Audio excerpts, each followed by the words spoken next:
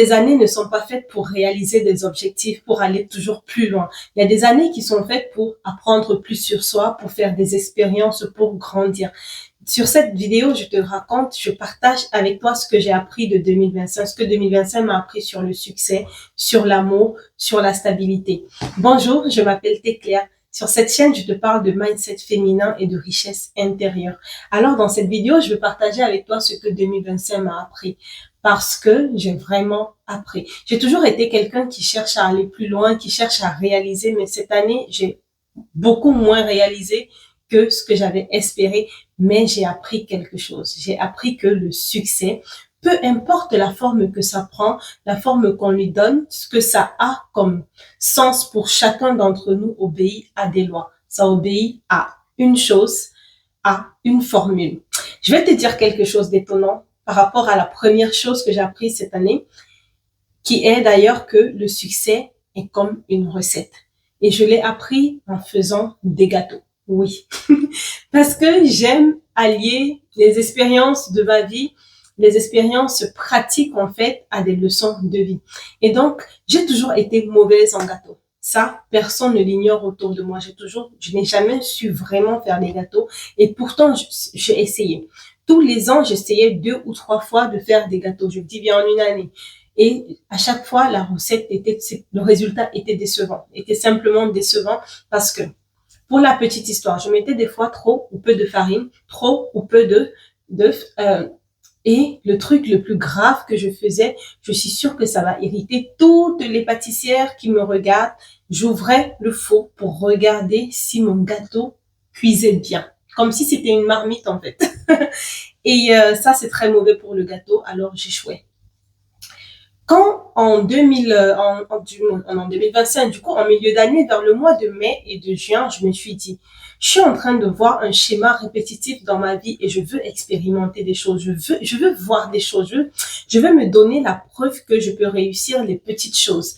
Et là, l'idée de vraiment me concentrer pour faire le gâteau est arrivée et je me suis dit, je commence à faire les gâteaux tous les mois. Et donc, le mois de juin, je l'ai échoué le mois de juillet pendant que je discutais du coup avec une dame, une amie que je connais, une amie à moi, et elle m'expliquait, mais pourquoi tu ouvres? En fait, ça diminue, ça fait, du coup, l'air fait que le gâteau retombe, du coup, il ne gonfle pas. C'est pour ça que quand j'ouvre le four, le gâteau, il gonfle pas, en fait, il monte pas. Et là, je me suis posée, je me suis dit, il faut vraiment que j'applique la recette. Parce que ça peut avoir un lien avec tout ce qu'il y a dans ma vie pour lequel je pense ne pas réussir des choses. Peut-être que je n'applique pas les recettes. Parce que pourtant, je suis dans un métier hyper méthodique. Mais je n'aime pas quelque part les recettes. Et là, j'ai commencé à appliquer la recette à la lettre, à la respecter, à faire au pied de la lettre ce que la personne dans les vidéos YouTube ou bien dans les livres de cuisine que j'achetais faisait. Et j'ai commencé à réussir les gâteaux. Si bien qu'aujourd'hui, je fais des gâteaux, 2 à 3 gâteaux par semaine. Et mon fils adore mes gâteaux. Qui l'eût cru que quelqu'un aimerait mes gâteaux? Encore moins mon fils qui, la première fois que j'ai fait un gâteau, il m'a dit, maman, c'est trop bizarre ton gâteau. L'année 2025 m'a appris que la stabilité financière est le résultat de discipline et de réajustement.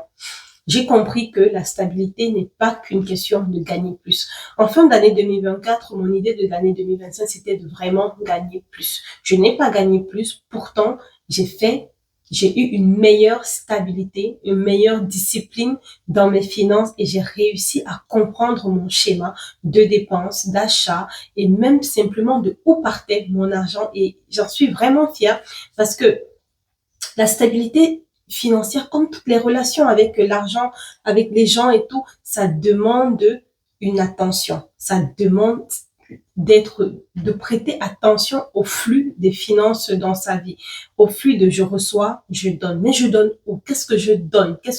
À quel point je donne? Et c'est vraiment une chose que j'emporte avec moi en 2026. C'est que c'est important d'avoir de la rigueur dans ses finances, avec bienveillance, mais c'est important d'avoir de la rigueur. Parce que j'ai remarqué aussi que quand je ne suis pas stable financièrement, je ne suis pas en paix, je suis plus encline à l'anxiété. Oui, et ça, je ne peux plus me le permettre. J'ai un enfant, j'ai un avenir à protéger, à nourrir.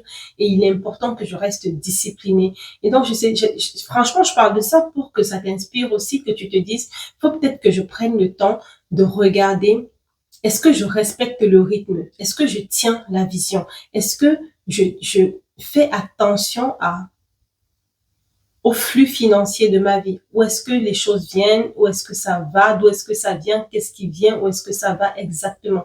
Est-ce que j'ai vraiment besoin des choses que j'achète? Moi, je suis pas dépensière. Mon argent va surtout pour les autres. Et à un moment, c'est important de se dire, OK, j'ai besoin de rigueur parce qu'il y a une vision. Il faut que j'achète, il faut que je fasse ci, il faut que j'investisse pour mon fils. Il est important d'être discipliné avec bienveillance, mais de garder sa rigueur. La troisième chose que j'ai appris aussi dans cette année 2025, sur l'amour cette fois-ci, ou les relations, c'est que les relations s'entretiennent.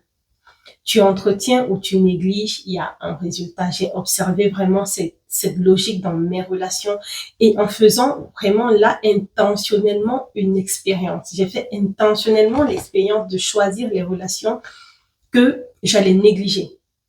Pardon, mais oui, que j'allais négliger et celles que j'allais entretenir et enrichir et pour voir ce que ça donnerait.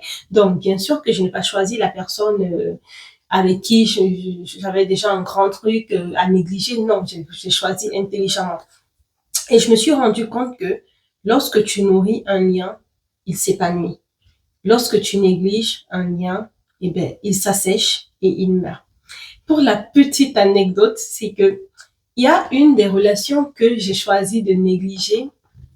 Et au moment où j'ai choisi de négliger cette relation, j'ai acheté une plante. Savoir aussi que j'étais très mauvaise en plantes. Maintenant que je comprends et que je respecte le rythme des choses, j'ai presque la même verbe.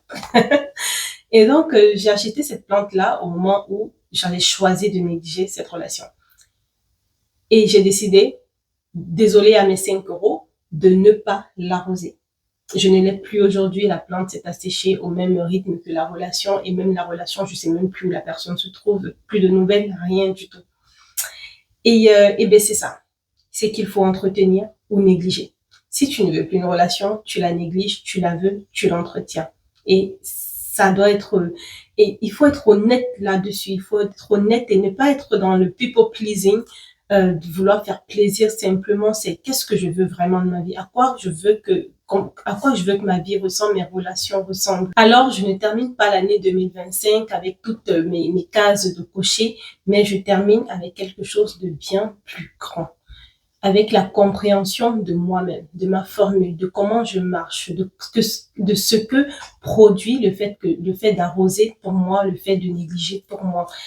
Et je sais maintenant les choses que je ne veux plus reproduire et les choses que je peux reproduire parce que je veux maîtriser ma recette et que je peux maîtriser des recettes. Je choisis d'appliquer ça dans 2026 et dans les années à venir.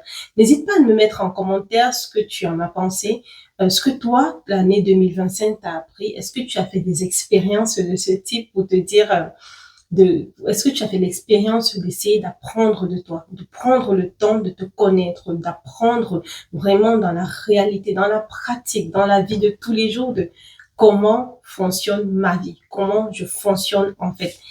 Tout m'a servi. J'espère que tout t'a servi et que le but de cette vidéo, c'est vraiment qu'elle t'aide à t'évaluer avec bienveillance bien sûr et te dire que même si tu n'as pas tout réussi, selon ta to-do list, tu as quand même appris des choses de cette année et que tu t'en vas en 2026 avec pas de bonnes résolutions, mais une meilleure vision et compréhension de toi-même. Merci de m'avoir regardé. À bientôt pour une prochaine vidéo. Au revoir.